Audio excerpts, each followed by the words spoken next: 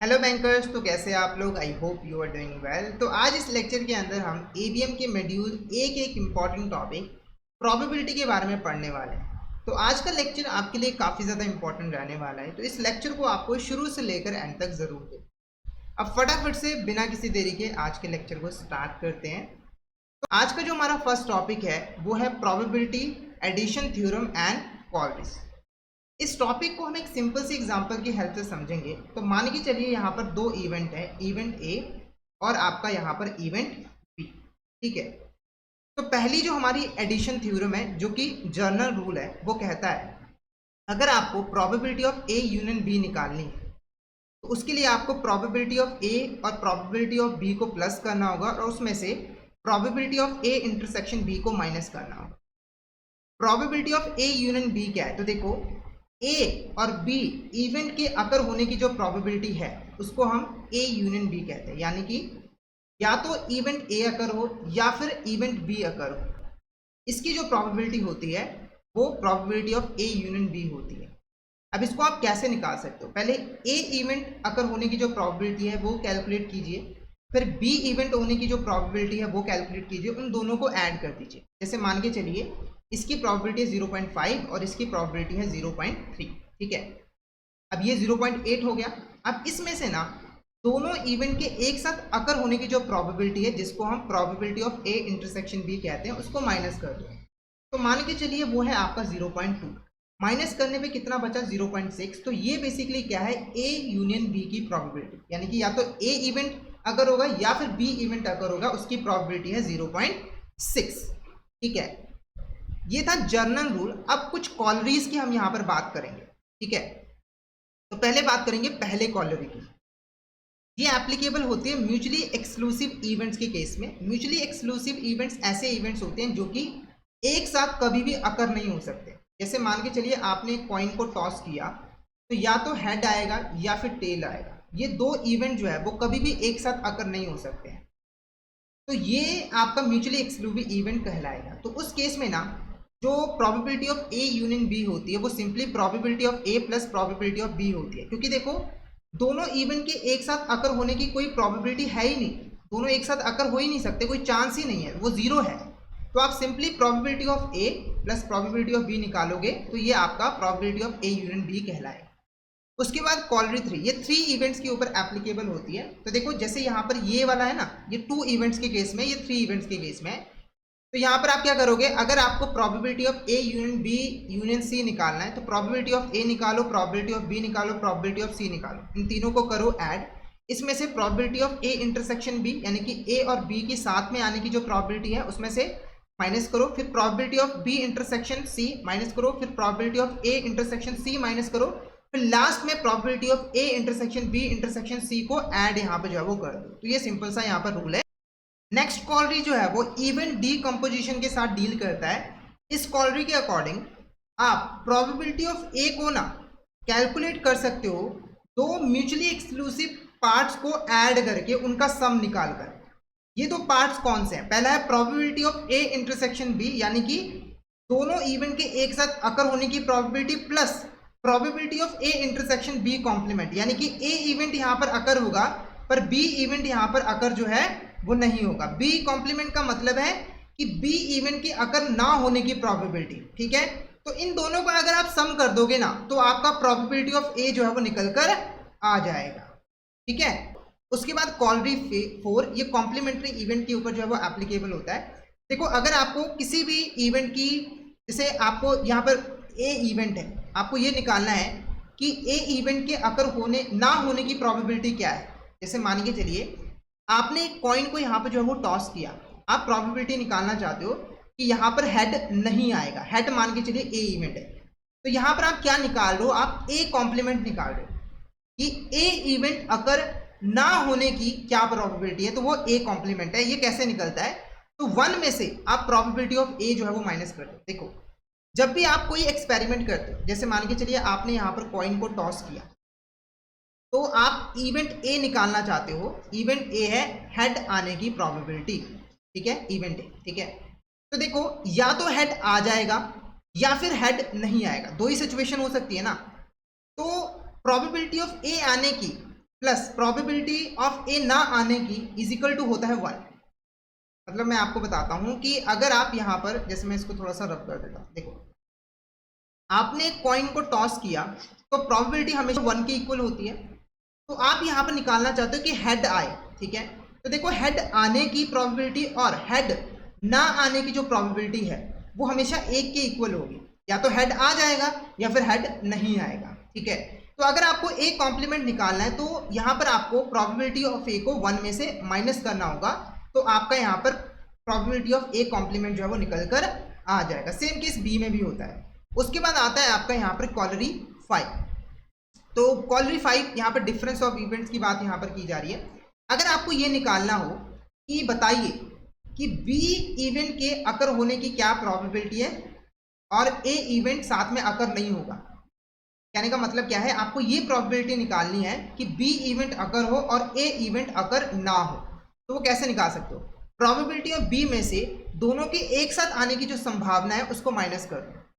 जैसे आपकी जो प्रोबेबिलिटी ऑफ बी है उसके दो कंपोनेंट है ना, एक है probability of B plus probability of B into A, ठीक है। तो आपको ये निकालना है कि टोटल बी के आने की क्या प्रोबेबिलिटी है। तो आप प्रोबेबिलिटी ऑफ बी में से जो ये बी इंटरसेक्शन ए है इसको आप यहाँ पर माइनस कर दोगे तो आप निकाल लोगे कि बी इवेंट अकर होगा पर ए इवेंट अकर जो है वो नहीं होगा, ठीक है। उसके बाद आता है आपका कॉलरी 6। ये ना सबसेट रिलेशन के ऊपर जो है वो एप्लीकेबल होता है। अगर मान के चलिए जो इवेंट ए है वो इवेंट बी का ही एक सब पार्ट है। जैसे मान के चलिए आपने एक डाइस को थ्रो किया, ठीक है, और इवेंट ए जो है वो बेसिकली है कि आपका यहाँ पर इवन नंबर आए, और जो इवेंट बी है वो है कि आपका यहाँ पर लेस देन 7 नंबर जो है वो आए, ठीक है। तो ये जो इवेंट ए है ये बेसिकली बी का ही पार्ट है, तो उसके ऊपर ये एप्लीकेबल होगा। तो ये कॉलरी कहता है कि इस कंडीशन के अंदर जो प्रोबेबिलिटी ऑफ ए है जो कि सब पार्ट है प्रोबेबिलिटी ऑफ बी का, वो या उसकी जो प्रोबेबिलिटी ऑफ ए होगी या तो प्रोबेबिलिटी ऑफ बी से कम होगी या फिर उसकी इक्वल होगी, कभी भी उससे ज़्यादा नहीं हो सकती है। यानी कि अगर आप प्रोबेबिलिटी ऑफ ए निकालो, जैसे इवन आने की जो प्रोबेबिलिटी है 3 डिवाइडेड बाई 6, तो ये कितना होगा 2 डिवाइडेड बाई 6, ठीक है। और इसकी प्रोबेबिलिटी कितनी है इवेंट बी की, वो है 1, ठीक है, यहाँ पर 1, ठीक है। तो आप देख सकते हो कि बी की जो प्रोबेबिलिटी है वो ए की प्रोबेबिलिटी से ज़्यादा है। तो ये कॉलरी 6 जो है यहाँ पर बताता है। नेक्स्ट है हमारा यहाँ पर कॉलरी 7। जब हमें ये प्रोबेबिलिटी निकालनी हो कि ना तो ए इवेंट अकर हो ना ही बी इवेंट अकर हो, तो उसकी प्रोबेबिलिटी हम निकाल सकते हैं 1 में से ए इंटरसेक्शन बी की आने की जो प्रोबेबिलिटी है उसको माइनस करके। अगर आप 1 में से probability of A intersection B को माइनस कर दोगे तो आपका यहाँ पर ये वाली जो प्रोबेबिलिटी है वो आ जाएगी, यानी कि A complement intersection B complement, ठीक है। तो आई होप ये जो प्रोबेबिलिटी एडिशन थ्योरम है और जो कॉलरीज है वो आपको अच्छे तरीके से समझ जो है वो आ गई होगी। अगर आपको कोई डाउट आता है तो आप यहाँ पर पूछ सकते हो। अब एडिशन थ्योरम से रिलेटेड कुछ इंपॉर्टेंट क्वेश्चंस हैं जिसको हम यहाँ पर डिस्कस करेंगे। फर्स्ट क्वेश्चन देखो, a single card is drawn at random from a well shuffled standard deck of 52 playing cards. What is the probability that the card drawn is either a heart और a king. तो हमारे पास यहाँ पर 52 cards हैं। इन cards में से हमने एक कार्ड जो है वो ड्रॉ किया है, ठीक है। तो हमें प्रोबेबिलिटी फाइंड आउट करनी है वो कार्ड या तो एक हार्ट हो या फिर यहाँ पर किंग हो, ठीक है। हार्ट आना इवेंट ए है और किंग आना इवेंट बी है। तो हमें यहाँ पर प्रोबेबिलिटी निकालनी है ए और बी, यानी कि या तो ए इवेंट अकर हो या फिर बी इवेंट अकर हो, यानी कि हमें ए यूनियन बी जो है वो निकालना है। और इसका फॉर्मूला हमें पता है। अगर हमें ए यूनियन बी निकालना हो तो उसके लिए probability of A plus probability of B को ऐड करना है, उसमें से probability of A intersection B यानी कि दोनों के साथ में आने की जो संभावना है वो माइनस करनी है। सबसे पहले हम प्रोबेबिलिटी ऑफ ए निकालेंगे। तो देखो हमारे पास जो टोटल आउटकम है यानी कि जो टोटल कार्ड्स है वो है 52, और उसमें से जो फेवरेबल आउटकम है वो है आपके 13, क्योंकि 52 कार्ड्स में से 13 कार्ड्स ऐसे होते हैं जो कि यहाँ पर हार्ट होते हैं, ठीक है। तो 13 को आपको 52 के साथ डिवाइड करना है, तो ये आपका आ जाएगा 1 डिवाइडेड बाय 4। तो ये प्रोबेबिलिटी ऑफ ए है। उसके बाद आपको प्रोबेबिलिटी ऑफ बी निकालनी है। तो देखो टोटल आउटकम आपके 52 है, ठीक है, और 52 कार्ड्स में से जो किंग होते हैं वो सिर्फ 4 होते हैं, तो फेवरेबल आउटकम आपके 4 है। तो 4 को 52 के साथ डिवाइड करोगे तो 1 डिवाइडेड बाय 13 जो है वो आ जाएगा। अब आपको निकालना है ए इंटरसेक्शन बी, यानी कि दोनों के साथ में आने की संभावना। ठीक है, तो देखो अगर आप 52 कार्ड्स को देखो, 52 कार्ड्स को देखो तो उसमें सिर्फ एक ही ऐसा चांस है, एक ही ऐसा चांस है, आउटकम है, जहां पर जो कार्ड होगा वो हार्ट भी होगा और यहाँ पर किंग भी होगा, क्योंकि 52 कार्ड में सिर्फ एक ही कार्ड ऐसा होता है जो कि हार्ट का होता है और किंग का भी होता है। ठीक है, यानी कि इसकी प्रोबेबिलिटी होगी 1 डिवाइडेड बाय 52। अब आपको इन वैल्यूज को फॉर्मूले में पुट करना है, तो 1 divided by 4 plus 1 divided bye 13 minus 1 divided bye 52। अब आपको इसको ऐड और माइनस जो है वो करना है। तो मैं आपको एक इजी तरीका यहाँ पे जो है वो बताऊंगा। सबसे पहले आपको लेना है एलसीएम। एलसीएम आपने ले लिया यहाँ पर 52। ठीक है, अब 4 को कितने साथ मल्टीप्लाई करो कि 52 आ जाए। तो अगर मैं यहाँ पर 4 को मल्टीप्लाई करता हूँ 13 के साथ, 4 को मल्टीप्लाई करता हूँ 13 के साथ, तो वो आपका 52 जो है वो आ जाएगा। तो यहाँ पर आपका 13 आएगा। ठीक है, प्लस करना है। उसके बाद 13 को कितने के साथ मल्टीप्लाई करो कि आपका 52 आ जाए, 4 के साथ, तो यहाँ पर 4 आ जाएगा। उसके बाद 52 को कितने के साथ मल्टीप्लाई करो कि 52 आ जाए, 1 के साथ, तो यहाँ पर -1 आ जाएगा। ठीक है, तो ये आपका कितना बना, तो देखो 13 प्लस 4 ये 17 हो गया, -1 डिवाइडेड बाय 52, तो ये आपका 16 डिवाइडेड बाय 52 आ जाएगा। तो यहाँ पर जो आंसर आएगा वो आ जाएगा 4 डिवाइडेड बाय 13। तो ये जो प्रोबेबिलिटी है 4 डिवाइडेड बाय 13, ये आपका probability of A union B है, यानी कि या तो ए इवेंट अकर होगा या फिर बी इवेंट अकर होगा। नेक्स्ट एक और क्वेश्चन देखते हैं। एक फेयर 6 साइडेड डाई को रोल किया गया है एक बार। अब प्रोबेबिलिटी आपको निकालनी है, या तो 2 नंबर आए या फिर 5 नंबर आए। ठीक है, तो यहाँ पर आपको probability of A union B जो है वो निकालना है। ठीक है, अब एक चीज़ आप नोटिस करो, ये जो आउटकम है या इवेंट है वो म्यूचुअली एक्सक्लूसिव है, यानी कि ये इवेंट, दोनों इवेंट एक साथ कभी भी अकर नहीं हो सकते। जैसे अगर आप एक डाई को रोल करोगे तो या तो 2 आएगा या फिर 5 आएगा, दोनों एक साथ तो नहीं आ सकता है, तो ये म्यूचुअली एक्सक्लूसिव इवेंट है। उस केस में probability of A union B होता है probability of A plus probability of B. देखो अगर हम बात करें प्रोबेबिलिटी ऑफ ए, तो आपके टोटल आउटकम है 6 और 2 आने की जो पॉसिबिलिटी है वो है सिर्फ 1, यानी कि एक ही बार आपका 2 आ सकता है, तो 1 डिवाइडेड बाय 6। ठीक है, उसके बाद सेम केस 5 में भी टोटल आउटकम है 6, फेवरेबल आउटकम है सिर्फ 1, क्योंकि 6 में से सिर्फ एक बार ही यहाँ पर 5 है। ओके, तो यहाँ पर आपको ए यूनियन बी निकालना है, तो probability of A plus probability of B जो है वो आपको करना होगा। 1 divided by 6 plus 1 divided by 6, तो इसका जो ये है 6 डिनोमिनेटर ये बिल्कुल सेम है, तो ये एज इट इज ले लीजिए और 1 प्लस 1 जो है वो कर दीजिए, तो ये 2 डिवाइडेड बाय 6 जो है वो आ जाएगा। 1 डिवाइडेड बाय 3 आपका आंसर जो है वो रहेगा, यानी कि ए यूनियन बी आपका कितना आएगा 1 डिवाइडेड बाय 6। अगर आपको प्लस करना हो ना फ्रैक्शंस को, अगर उसके नीचे की वैल्यू सेम है तो बहुत ईजी हो जाता है, नीचे की वैल्यू को एज इट इज एलसीएम आप ले लीजिए और ऊपर की वैल्यूज को आप ऐड कर दीजिए। जैसे मैंने यहाँ पर 1 प्लस 1 करके 2 डिवाइडेड बाय 6 जो है वो कर दिया। ठीक है, अब बात करते हैं नेक्स्ट टॉपिक की, जिसका नाम है कंडीशनल प्रोबेबिलिटी। अब ये कंडीशनल प्रोबेबिलिटी क्या होती है, तो इसको मैं एक सिंपल सी एग्जांपल की हेल्प से आपको समझाना चाहूँगा। तो मान के चलिए एक लड़का है जिसका नाम है राहुल।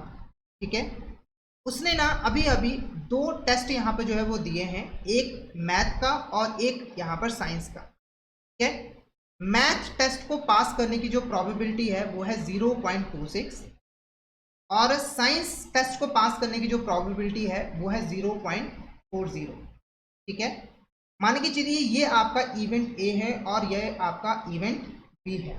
ठीक है, अब जो मैथ का टेस्ट का रिजल्ट है वो आ गया है, यानी कि जो राहुल है उसने मैथ टेस्ट को मान के चलिए यहाँ पर पास जो है वो कर लिया है, यानी कि जो एक इवेंट था वो आपका यहाँ पर अकर हो चुका है और इस इवेंट के बारे में आपको पता है कि ये इवेंट अकर हो चुका है। तो अब आपको बाकी बची जो बी इवेंट है उसकी प्रोबेबिलिटी निकालनी है। तो अगर 2 में से एक इवेंट ऑलरेडी अकर हो चुका है और ये जानने के बावजूद कि वो इवेंट अकर हो गया, आप दूसरे इवेंट की प्रोबेबिलिटी निकालते हो, तो वो आपका कंडीशनल प्रोबेबिलिटी जो है वो कहलाता है। जैसे यहाँ पर देखिए दोनों में से एक इवेंट ए जो है वो अकर हो चुका है, ठीक है, और आपको अब बी की प्रोबेबिलिटी निकालनी है कि बी की प्रोबेबिलिटी यहाँ पर कितनी होगी, ये जानने के बावजूद भी कि जो ए इवेंट है वो अकर हो चुका है, तो ये जो प्रोबेबिलिटी आप निकालोगे ये आपकी कंडीशनल प्रोबेबिलिटी जो है वो कहलाएगी, ठीक है। अगर आप किसी भी इवेंट के हैपन होने की प्रोबेबिलिटी को कैलकुलेट कर रहे हो ये जानते हुए कि जो अनदर इवेंट है जो इससे जुड़ा हुआ था वो ऑलरेडी अकर हो चुका है, तो ये प्रोबेबिलिटी आपकी कंडीशनल प्रोबेबिलिटी जो है वो कहलाएगी। जैसे ए और बी ये दो इवेंट है वो एक दूसरे के साथ यहाँ पर जुड़े हुए हैं।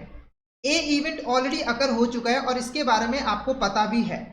ए इवेंट अकर होने के बाद आप यहाँ पर बी इवेंट की प्रोबेबिलिटी कैलकुलेट कर रहे हो, तो ये जो बी इवेंट की प्रोबेबिलिटी निकल कर आएगी वो आपकी कंडीशनल प्रोबेबिलिटी जो है वो कहलाएगी, ठीक है।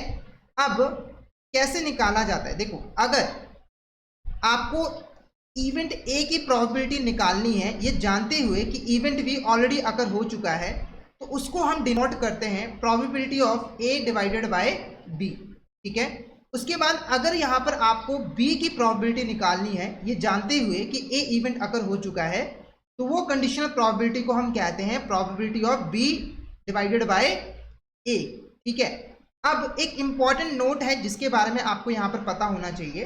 अगर दो इंडिपेंडेंट इवेंट्स हैं, जैसे कि मान के चलिए यहाँ पर ए इवेंट है और यहाँ पर बी इवेंट है, ठीक है, और ये दोनों इंडिपेंडेंट है एक दूसरे से, यानी कि अगर एक इवेंट अगर हो भी जाता है तो दूसरे इवेंट के प्रोबेबिलिटी के ऊपर कोई भी इम्पैक्ट जो है वो नहीं पड़ेगा, तो इस केस में जो आपका प्रोबेबिलिटी ऑफ ए होता है वही आपका कंडीशनल प्रोबेबिलिटी ऑफ ए भी रहता है, और प्रोबेबिलिटी ऑफ बी जो है वो कंडीशनल प्रोबेबिलिटी ऑफ बी भी जो है वो सेम रहता है। जैसे मैं आपको एग्जांपल से यहाँ पे जो है वो समझाऊंगा। मान के चलिए यहाँ पर दो इवेंट है ए और बी, आपने एक कॉइन यहाँ पर टॉस की है और हेड आने की जो हेड इवेंट है, हेड आएगा वो इवेंट आपका इवेंट ए हो गया, और आपने एक डाइस को थ्रो किया है 5 आना, ये बी इवेंट हो गया। तो ये दोनों इंडिपेंडेंट इवेंट है। अगर हेड आएगा तो इससे इसकी प्रोबेबिलिटी के ऊपर कोई इंपैक्ट नहीं पड़ेगा, और अगर यहाँ पर 5 आया था तो इससे इसकी प्रोबेबिलिटी के ऊपर कोई इंपैक्ट नहीं पड़ेगा, ठीक है। तो ये इंडिपेंडेंट इवेंट हो गई। तो उस केस के अंदर आपका जो प्रोबेबिलिटी ऑफ मतलब कंडीशनल प्रोबेबिलिटी ऑफ ए है वो प्रोबेबिलिटी ऑफ ए के इक्वल होगा, और कंडीशनल प्रोबेबिलिटी ऑफ बी जो है वो प्रोबेबिलिटी ऑफ बी के इक्वल जो है वो रहेगा, ठीक है। अब हम बात करेंगे यहाँ पर मल्टीप्लिकेशन थ्योरम की। मल्टीप्लिकेशन थ्योरम यहाँ पर कैसे काम करती है, तो देखो अगर आपको निकालना हो ए इंटरसेक्शन बी, अगर आपको ए इंटरसेक्शन बी निकालना हो यानी कि दोनों के साथ में आने की क्या संभावना है, तो वो कैसे निकल कर आएगी, probability of A multiply probability of B A, ठीक है। और अगर आपको निकालना हो probability of A intersection B, तो सेकंड फॉर्मूला सेम होता है probability of B into probability of A B, ठीक है। यानी कि ये आपकी सिंपल प्रोबेबिलिटी होगी और ये आपकी यहाँ पर कंडीशनल प्रोबेबिलिटी जो है वो हो गई है, ठीक है। A union B A intersection B basically क्या है, दोनों इवेंट के एक साथ अकर होने की संभावना यानी कि प्रोबेबिलिटी। प्रोबेबिलिटी ऑफ ए क्या है, यहाँ पर ए इवेंट अकर होने की probability. Probability of B divided by A क्या है, ये कंडीशनल प्रोबेबिलिटी है बी इवेंट की, यानी कि अगर ए इवेंट ऑलरेडी अकर हो चुका है उसके बाद अगर आप बी इवेंट की प्रोबेबिलिटी निकाल रहे हो तो वो आपका probability of B divided by A होगा। प्रोबेबिलिटी ऑफ बी क्या है, बी इवेंट के अकर होने की संभावना, और प्रोबेबिलिटी ऑफ ए बी क्या है, conditional probability of event A. ये ऑलरेडी मैंने आपको बताया हुआ है। अगर आपके इंडिपेंडेंट इवेंट है तो उस केस में मल्टीप्लिकेशन थ्योरम के अंदर probability of A union B equal होगा probability of A probability of B के, ठीक है। यानी कि क्योंकि यहाँ पर कंडीशनल प्रोबेबिलिटी की ज़रूरत ही नहीं है, क्योंकि मैंने आपको पहले ही बताया था कि conditional probability of A equal होगी प्रोबेबिलिटी ऑफ ए के।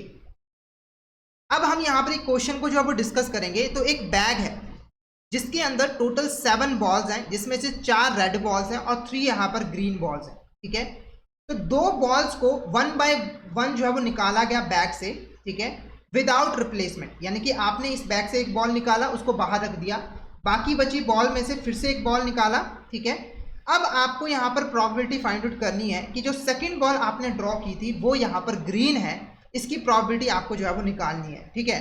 सबसे पहले अगर हम इवेंट ए की बात करें, तो देखो यहाँ पर ए इवेंट 2 हैं, इवेंट A1 और A2, यानी कि जब आप फर्स्ट बॉल यहाँ पे ड्रॉ करते हो, तो इवेंट A हो गया। तो अगर आप रेड बॉल ड्रॉ करते तो वो A1 हो गया, और अगर ग्रीन बॉल ड्रॉ करते तो वो A2 हो गया। ठीक है, क्योंकि अभी आपको पता नहीं है कि फर्स्ट बॉल आपने कौन सी ड्रॉ की है, और सेकंड बॉल जो आपने ड्रॉ की है वो इवेंट B है, और आपको निकालना है कि इवेंट B की यहाँ पर प्रोबेबिलिटी जो है वो कितनी होगी, यानी कि सेकंड बॉल जो आपने ड्रॉ की है वो ग्रीन हो, इसकी प्रोबेबिलिटी आपको निकालनी है। ठीक है, तो यहाँ पर आपको टोटल प्रोबेबिलिटी थ्योरम यूज करनी है, मल्टीप्लिकेशन थ्योरम। तो यह है probability of B is equal to probability of A 1 point, probability of conditional probability of B। ठीक है, उसके बाद probability of A2 conditional probability of B। ठीक है, तो यहां पर देखो प्रोबेबिलिटी ऑफ A1 अगर हम निकालें तो वो कैसे निकलेगा। देखो आपके बैग के अंदर जो टोटल बॉल्स है वो कितनी है, यहाँ पर 7 है। ठीक, और रेड कितनी है 4। तो A1 क्या है, आपने बॉल जो है वो रेड बॉल जो है वो ड्रॉ की है, इसकी प्रोबेबिलिटी आपको निकालनी है। ठीक है, तो टोटल आउटकम है 7, फेवरेबल आउटकम है सिर्फ 4। ठीक है, सिर्फ 4, क्योंकि 4 ही रेड बॉल्स हैं। तो 4 को 7 के साथ आपको डिवाइड करना है, ये आपका प्रोबेबिलिटी ऑफ A1 है। प्रोबेबिलिटी ऑफ A2 देखो, ग्रीन बॉल कितनी है 3 और टोटल कितनी है 7, तो probability of A2 3 divided by 7 जो है वो आ जाएगा। ठीक है, अब आपको कंडीशनल प्रोबेबिलिटी जो है वो निकालनी है। सबसे पहले आपको कंडीशनल प्रोबेबिलिटी यहाँ पे जो निकालनी है B की, अगर आपको पता है कि इवेंट A जो है वो ऑलरेडी अकर हो चुका है। ठीक है, सबसे पहले हम बात करेंगे A1 की, मतलब कि A1 इवेंट ऑलरेडी अगर अकर हो चुका है, तो देखो A1 इवेंट आपका क्या है, रेड बॉल है। ठीक है, तो आपने जो बॉल ड्रॉ किया है वो मान के चलिए आपका यहाँ पर रेड है। ठीक है, तो अब आपको यहाँ पर B की प्रोबेबिलिटी यानी कि ठीक है, आपको यहाँ पर कंडीशनल प्रोबेबिलिटी जो है वो निकालनी है। कंडीशनल प्रोबेबिलिटी जो है वो आपको यहाँ पर निकालनी है, तो वो कैसे निकलेगी, probability of B divided by A1 यानी कि 3 डिवाइडेड बाय 6। अब यहाँ पर 3 क्यों आया, देखो ऑलरेडी एक बॉल आपने ड्रॉ कर ली है, वो बॉल है आपकी यहाँ पर रेड। तो रेड बॉल कितनी बची है, सिर्फ 3 बची हैं। ठीक है, तो फेवरेबल आउटकम 3 है, और बैग के अंदर बॉल्स कितनी बची है, वो सिर्फ 6 बची हैं, क्योंकि एक आपने ऑलरेडी निकाल लिया है। तो 3 डिवाइडेड बाय 6 जो है वो आ जाएगा, तो 1 डिवाइडेड बाय 2 आ जाएगा। फिर उसके बाद अगर फर्स्ट बॉल आपकी ग्रीन है यानी कि A2, यानी कि A2 इवेंट आप ऑलरेडी यहाँ पर अकर हो चुकी है, तो यहाँ पर देखो ग्रीन बॉल आपकी टोटल है 3, पर एक बॉल आपने ड्रॉ की है तो वो आपकी ग्रीन थी, तो बॉल कितनी बची है, सिर्फ यहाँ पर 2 बची है। तो और टोटल बॉल कितनी बची है, 6, 1 डिवाइडेड बाय 3 जो है वो आ जाएगा। अब आपको यहाँ पर टोटल प्रोबेबिलिटी का जो फॉर्मूला है वो अप्लाई करना है, तो वो क्या था, probability of B is equal to probability of A1 जो कि 4 डिवाइडेड बाय 7 है, into conditional probability. Conditional probability कितनी है, 1 डिवाइडेड बाय 2, तो ये यहाँ पे आ गया। उसके बाद प्रोबेबिलिटी ऑफ A2 वो कितना है आपका, 3 divided by 7 into conditional probability 1 divided bye 3 जो हमने यहाँ पर निकाला था। ठीक है, तो probability of B is equal to 4 divided by 14 plus 3 divided by 21 जो है वो आपका आ जाएगा। ठीक है, अब आपको यहाँ पर इसको करना है ऐड, इसको करना है आपको यहाँ पर ऐड। तो आपको क्या करना है, इसको और सिंप्लीफाई जो है वो कर लेना है। तो देखो 4 को अगर आप 14 के साथ डिवाइड करोगे तो 2 डिवाइडेड बाय 7 आ जाएगा। ठीक है, उसके बाद अगर आप 3 को 21 के साथ डिवाइड करोगे तो ये आपका 1 डिवाइडेड बाय 7 जो है वो आ जाएगा। ओके, तो अब आप इसको आसानी से ऐड कर सकते हो, क्योंकि नीचे वाली वैल्यूज बिल्कुल यहाँ पर सेम है। तो ये आपका 7 नीचे आ जाएगा, और 2 + 1 ये आपका 3 आ जाएगा, 3 डिवाइडेड बाय 7। तो ये आपकी यहाँ पर क्या है, ये आपकी प्रोबेबिलिटी ऑफ B है। तो इस तरीके से आप प्रोबेबिलिटी ऑफ B जो है वो निकाल सकते हो कंडीशनल प्रोबेबिलिटी के अंदर। ठीक है, नेक्स्ट एक और क्वेश्चन देखो, A और B जो है वो 2 इंडिपेंडेंट इवेंट्स हैं, जहां पर A इवेंट अकर होने की जो प्रोबेबिलिटी है वो 0.5 है, और B इवेंट के अकर होने की जो प्रोबेबिलिटी है वो 0.3 है। अब यहाँ पर कुछ इंपॉर्टेंट प्रोबेबिलिटी जो है वो हमें यहाँ पर फाइंड आउट करनी है। सबसे पहले हमें A इंटरसेक्शन B निकालना है, यानी कि A और B दोनों इवेंट के एक साथ अकर होने की प्रोबेबिलिटी हमें जो है वो निकालनी है। तो क्योंकि ये इंडिपेंडेंट इवेंट्स हैं, तो प्रोबेबिलिटी ऑफ A जो है वो इक्वल होगा कंडीशनल प्रोबेबिलिटी ऑफ A के। ठीक है, तो यहाँ पर आपको simply probability of A into probability of B जो है वो कर देना है। तो 0.5 इंटू 0.3 0.15 आपका जो है वो आ जाएगा। ठीक है, यहाँ पर मैंने आपको बताया भी था, अगर आप नोट में देखो A intersection B probability of A probability of B होगा, अगर दोनों इवेंट यहाँ पर इंडिपेंडेंट थे। वही फॉर्मूला मैंने यहाँ पर अप्लाई किया है। उसके बाद आपको निकालना है सिर्फ और सिर्फ यहाँ पर A इवेंट ही जो है वो अकर हो, यानी कि B इवेंट यहाँ पर अकर ना हो। ठीक है, तो इसको आप कैसे निकाल सकते हो, तो देखो जो प्रोबेबिलिटी ऑफ A है ना, उसको आपको मल्टीप्लाई करना है प्रोबेबिलिटी ऑफ B कॉम्प्लीमेंट के साथ। बी कॉम्प्लीमेंट बताता है बी इवेंट अगर ना होने की पॉसिबिलिटी को, ठीक है। तो बी कॉम्प्लीमेंट आप कैसे निकाल सकते हो, तो 1 में से प्रोबेबिलिटी ऑफ बी को आपको माइनस करना है। तो प्रोबेबिलिटी ऑफ ए जो है वो है आपका यहाँ पर 0.5 इंटू आपका प्रोबेबिलिटी ऑफ बी कितना है 0.3। अगर आप इसको 1 में से माइनस कर दोगे तो 0.7 आ जाएगा। तो बी कॉम्प्लीमेंट क्या है 0.7, तो 0.5 को अगर 0.7 के साथ आप मल्टीप्लाई करोगे तो 0.35 आ जाएगा। उसके बाद ओनली बी अकर्स, यानी कि सिर्फ बी इवेंट यहाँ पर अकर होगा, ए इवेंट अकर नहीं होगा। तो उसका फॉर्मूला भी सिंपल है, probability of B into 1 minus probability of A, यानी कि probability of B into probability of A complement, ठीक है। तो ए कॉम्प्लीमेंट निकालना मैंने आपको समझा दिया है, तो 0.3। अब आपको ए कॉम्प्लीमेंट निकालना है, तो ए कॉम्प्लीमेंट आप कैसे निकाल सकते हो, तो 1 में से 0.5 को माइनस करो तो ए कॉम्प्लीमेंट आपका 0.5 आ जाएगा, तो ये 0.15 आ जाएगा। उसके बाद आपको एटलीस्ट 1 अकर जो है वो निकालना है, यानी कि या तो ए अकर हो या फिर यहां पर बी अकर हो। तो वो कैसे निकालोगे, तो probability of A plus probability of B minus probability of A intersection B, ये आपका एडिशन थ्योरम है। प्रोबेबिलिटी ऑफ 0.5 है, प्रोबेबिलिटी ऑफ बी 0.3 है, और ए इंटरसेक्शन बी ऑलरेडी हमने 0.15 निकाल लिया है, तो माइनस करोगे तो 0.65 जो है वो आ जाएगा, ठीक है। देखो अगर आप 0.5 0.3 ऐड करते हो तो ये 0.80 आ जाएगा। इसमें से अगर आप 0.15 माइनस कर दोगे तो 0.65 जो है वो आ जाएगा। उसके बाद अगर आपको निकालना है कि दोनों में से कोई भी इवेंट अगर ना हो, तो वो कैसे निकालोगे, तो 1 में से ए यूनियन बी को माइनस कर दो, ठीक है। तो ए यूनियन बी आपका 0.65 है, तो माइनस करोगे तो 0.35 जो है वो आ जाएगा। तो ये होगा कि कोई दोनों में से कोई भी इवेंट अगर ना हो उसकी प्रोबेबिलिटी है 0.35। एक और क्वेश्चन यहाँ पर देखते हैं। तो एक लड़का है डेविड, उसने एक मैथ टेस्ट दिया है और एक साइंस टेस्ट दिया है, ठीक है। और दोनों टेस्ट को पास करने की जो प्रोबेबिलिटी है वो है 0.55। उसके बाद मैथ टेस्ट को पास करने की जो प्रोबेबिलिटी है वो 0.75 है। अब आपको यहाँ पर साइंस टेस्ट को पास करने की प्रोबेबिलिटी को फाइंड आउट करना है, और आपको ये ऑलरेडी पता है कि डेविड ने मैथ टेस्ट जो है वो पास कर लिया है, मैथ टेस्ट जो है वो पास कर लिया, यानी कि इवेंट ए जो है वो ऑलरेडी अगर हो चुका है। अब आपको इवेंट बी जो है की प्रोबेबिलिटी जो है वो निकालनी है। देखो मैथ टेस्ट को पास करना इवेंट ए हो गया, साइंस टेस्ट को पास करना इवेंट बी हो गया। दोनों को एक साथ पास करने की जो प्रोबेबिलिटी है वो है ए इंटरसेक्शन बी 0.55, और प्रोबेबिलिटी ऑफ ए जो है वो 0.75 दी है, और ए इवेंट ऑलरेडी अकर हो चुका है, ठीक है। तो आपको यहाँ पर कंडीशनल प्रोबेबिलिटी निकालनी है बी की, क्योंकि आपको ऑलरेडी पता है ए इवेंट अकर हो चुका है। तो ये होगा probability of B divided by A is equal to probability of A intersection B divided by probability of ए।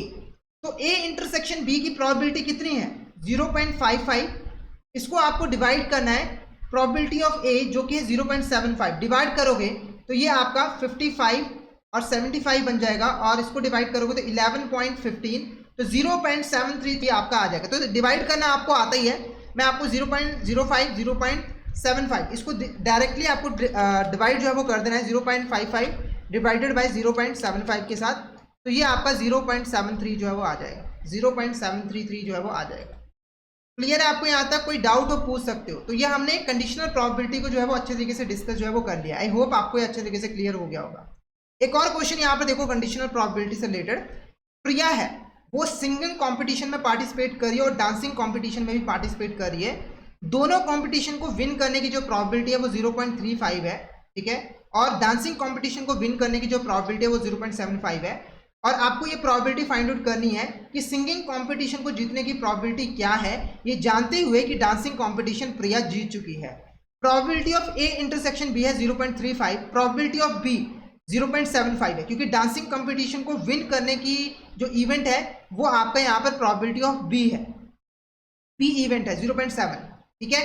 अब आपको probability of conditional probability of A निकालनी है, तो उसके लिए probability of A intersection B को डिवाइड करना होगा प्रोबेबिलिटी ऑफ बी के साथ, यानी कि 0.35 को 0.7 के साथ डिवाइड करना होगा, तो 0.5 आपका आ जाएगा कंडीशनल प्रोबेबिलिटी ऑफ ए, ठीक है।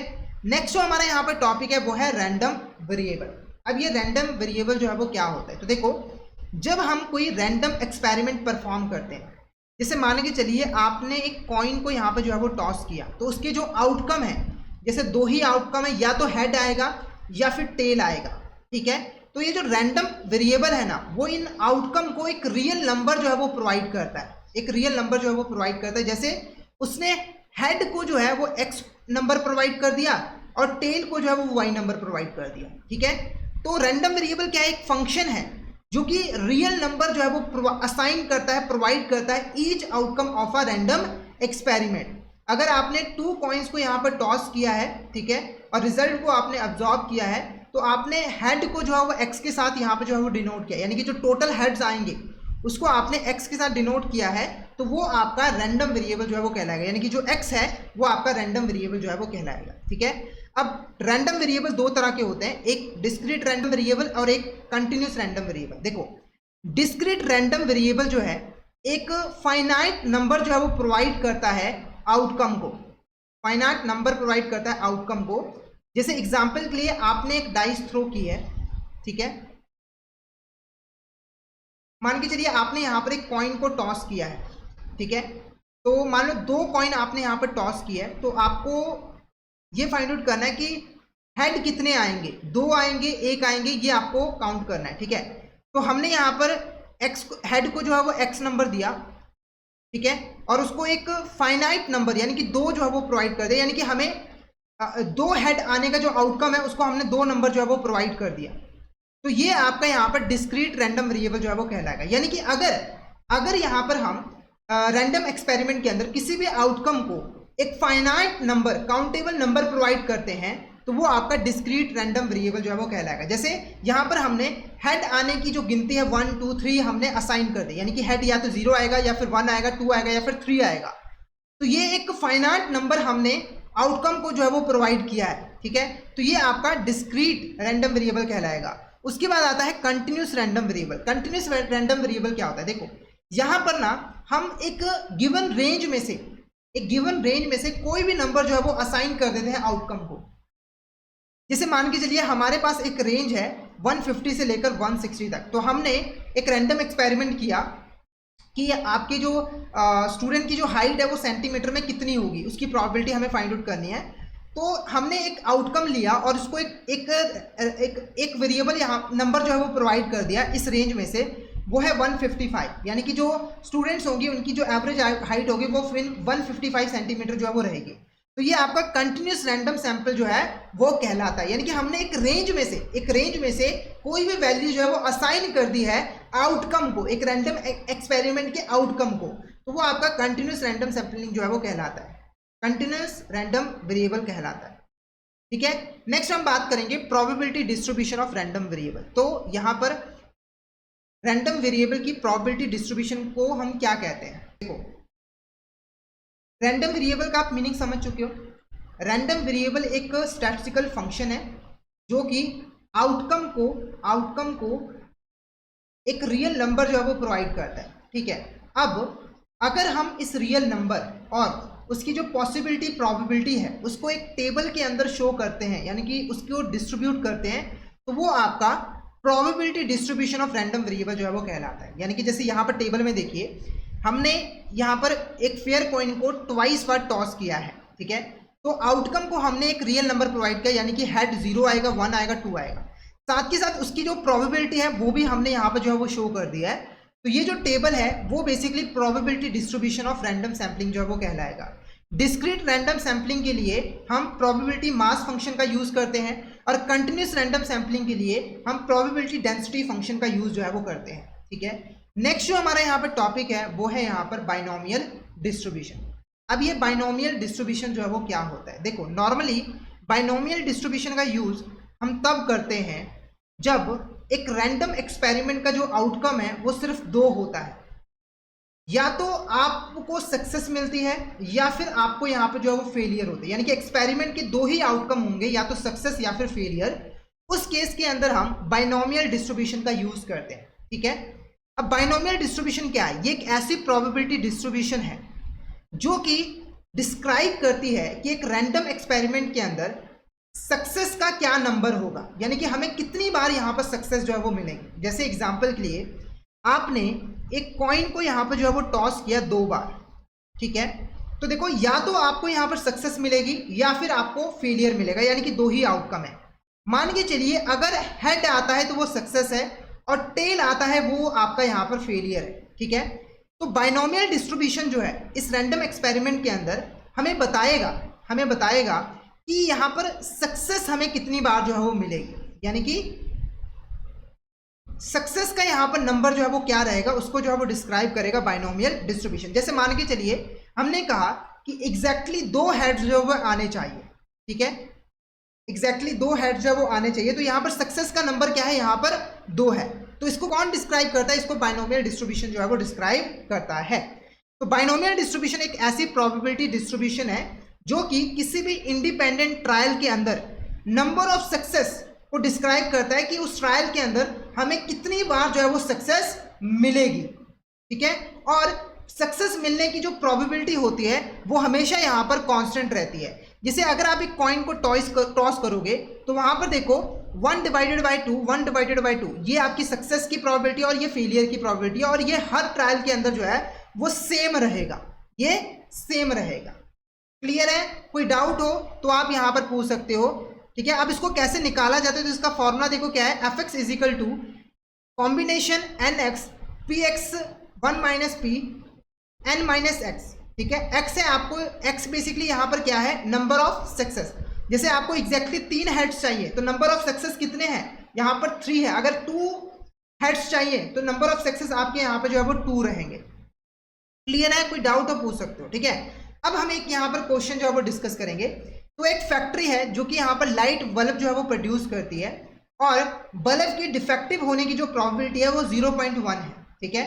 और यहाँ पर 5 बल्ब हमने रैंडमली सिलेक्ट किए हैं, तो हमें यहाँ पर प्रोबेबिलिटी फाइंड आउट करनी है कि एग्जैक्टली 1 बल्ब जो है वो डिफेक्टिव होगा, या और दूसरी प्रोबेबिलिटी फाइंड आउट करनी कि एग्जैक्टली 2 बल्ब जो है वो डिफेक्टिव होंगे, ठीक है। सबसे पहले देखो यहाँ पर, सबसे पहले सक्सेस क्या है। अगर हम सक्सेस की यहाँ पर बात करें तो अगर आपका जो बल्ब है वो डिफेक्टिव निकलता है तो वो सक्सेस है, और अगर डिफेक्टिव नहीं निकलता है तो वो आपका यहाँ पर फेलियर है, ठीक है। तो जो आपका सक्सेस है उसको हम डिनोट करते हैं P के साथ। जो आपका यहाँ पर सक्सेस है उसको हम डिनोट करते हैं P के साथ। तो देखो यहाँ पर सक्सेस होने की जो प्रोबेबिलिटी है वो 0.1 है, यानी कि P की वैल्यू कितनी है, यहाँ पर 0.1 है। अब जो फेलियर है उसको हम डिनोट करते हैं Q के साथ। Q कैसे निकाला जाता है, तो 1 में से P को माइनस करना होता है। देखो जब भी आप कोई ट्रायल करते हो, कोई एक्सपेरिमेंट करते हो, या तो सक्सेस मिलेगी या फिर फेलियर मिलेगी, और प्रोबेबिलिटी जो होती है किसी भी इवेंट की वो 1 की इक्वल होती है। तो सक्सेस और फेलियर को ऐड करोगे तो 1 होगा। तो अगर आप फेलियर की प्रोबेबिलिटी निकालना चाहते हो तो 1 में से सक्सेस की प्रोबेबिलिटी को माइनस कर दो, जो बचेगा वो आपका फेलियर की प्रोबेबिलिटी जो है वो रहेगी, ठीक है। तो फेलियर की प्रोबेबिलिटी आपकी 0.9 है। अब फॉर्मूला क्या है, F X is equal to combination of N X P X 1 minus P N minus X, ठीक है, जहां पर एक्स की वैल्यू क्या है, नंबर ऑफ सक्सेस। तो सबसे पहले देखो आपको यहाँ पर निकालना है एग्जैक्टली 1 बल्ब जो है वो डिफेक्टिव हो, यानी कि नंबर ऑफ सक्सेस आपका यहाँ पर 1 है, ठीक है। तो एन की गिनती है 5, आर है आपका 1 और एक्स है आपका यहाँ पर 1, ठीक है। सबसे पहले आपको ना यहाँ पर कॉम्बिनेशन की वैल्यू निकालनी है। कॉम्बिनेशन कैसे निकाला जाता है, इसको मैंने पार्ट 1 में आपको समझाया था। कॉम्बिनेशन एन आर, ठीक है, यहाँ पर एक्स लिखा हुआ है, आर की जगह आप एक्स भी लिख सकते हो। तो एन है आपके टोटल और एक्स है आपका रिक्वायर्ड। तो यहाँ पर देखो एन है आपका 5 और रिक्वायर्ड कितना है, 1, क्योंकि 5 में से आपको एग्जैक्टली 1 बल्ब जो है वो यहाँ पर डिफेक्टिव जो है वो चाहिए। तो रिक्वायर्ड यानी कि एक्स कितना होगा आपका 1 होगा और एन कितना होगा आपका 5 होगा, ठीक है। अब कॉम्बिनेशन को हम सॉल्व कैसे करते थे, तो कॉम्बिनेशन को सॉल्व करने का जो फॉर्मूला होता था वो होता था आपका यहाँ पर n factorial divided by x factorial n minus x factorial, ठीक है। x की जगह पे आप r भी लिख सकते हो, प्रीवियस लेक्चर के अंदर हमने वहां पर r यूज किया था, ठीक है। तो यहाँ पर देखो n फैक्टोरल आपका कितना है, n कितना है 5 है तो 5 फैक्टोरल, x कितना है 1, क्योंकि हमें सक्सेस 1 चाहिए, रिक्वायर्ड बल्ब जो डिफेक्टिव चाहिए वो 1 चाहिए, तो 1 फैक्टोरल, और n माइनस एक्स 5 माइनस 1 तो 4 फैक्टोरल। तो इसको अगर मैं सॉल्व करूँ तो ये 5 factorial divided by 1 factorial divided by 4 factorial आ जाएगा, ठीक है। अब इसको मैं ओपन करता हूँ तो 5 इंटू 4 फैक्टोरल को मैं एज इट इज रखूंगा और डायरेक्टली 4 फैक्टोरल को डिवाइड कर दूंगा 4 फैक्टोरल के साथ। तो आपकी जो वैल्यू बचेगी यानी कि कॉम्बिनेशन जो हमने कैलकुलेट किया है वो आपका यहाँ पर 5 है, ठीक है। तो यहाँ पर मैंने कॉम्बिनेशन की वैल्यू यहाँ पर जो है 5 निकाल ली है, ओके। उसके बाद देखो ये है आपका यहाँ पर p की पावर है x, p कितना है आपका यहाँ पर 0.1, और x कितना है 1 है, तो यहाँ पर मैंने उसकी पावर 1 लिख दी। उसके बाद q 1 माइनस पी यानी कि q, तो यहाँ पर q कितना है 0.9। अब उसकी पावर जो है वो n माइनस एक्स है, ठीक है। तो n कितना है आपका 5 माइनस एक्स किया 1, तो ये 4 आ जाएगा। तो यानी 0.9 की पावर कितनी आ जाएगी, यहाँ पर 4 आ जाएगी, ठीक है। अब इसको मैं सिंप्लीफाई करके यहाँ पर लिख देता हूँ, सिंप्लीफाई करके मैं यहाँ पर लिख देता हूँ।